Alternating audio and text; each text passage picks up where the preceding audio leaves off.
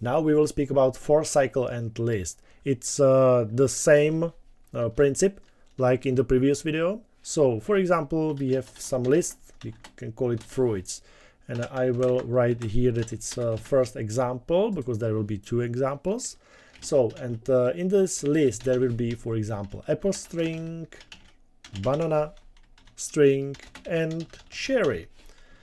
And you would like to do something with every string in this list. Okay, so the first we will again write for, and now we need to think up some name, for example kind or item, it's up to you. After that will be in, and where, fruits. Okay, so here we have a list, fruits, and again it works the same like with the string, but in this time it take this apple and store it in item and something there. After that we will take a banana, store in item and do whatever you want. Cherry, store in item and do whatever you want. So for example, print something like I like, and we can use the item variable here. It means I like apple, I like banana, I like cherry. So now we can run it. I will clear it for clarity. I will run it. I like apple, I like banana, I like cherry. Great, perfect. I like it.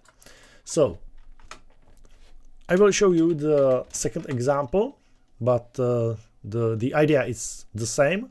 For example, we have test results, okay? And there will be some test, and the minimum is 0 and maximum is 10 points, for example. So 10, 9, 8, 9, 7, 6. Okay, that's it. So we have 6 test results from 6 students. And now I would like to total them. So it means make a sum of these numbers. So I will create a total and there will be store 0. And now I would like to run every number and store in total. So it means 0 plus 10 is 10, 10 plus 9 is 19, and so on, 19 plus 8, and so on and so on. Okay, I hope you understand. So again, we can use for cycle. So I will think up, for example, points variable, and it will be in test results. So it means that 10 will be stored in points and the code will run, 9 will be stored in points, code will run, 8 will be stored in points and the code will run, and so on and so on. So what will be here? So I will write something like total is equal to total plus points. So what does it mean? It means here will be 0 at first, 0 plus points, it means 10, will be 10, and we store it here in total, so it will be 10. After that, 9 is stored in points, it will be 10 plus 9 is 19 in total. 8 will be stored in points, 19 plus 8, 27, and so on and so on. Okay, so now I just print something like the sum of numbers, something like this, for example, total. Okay, so now I will run it.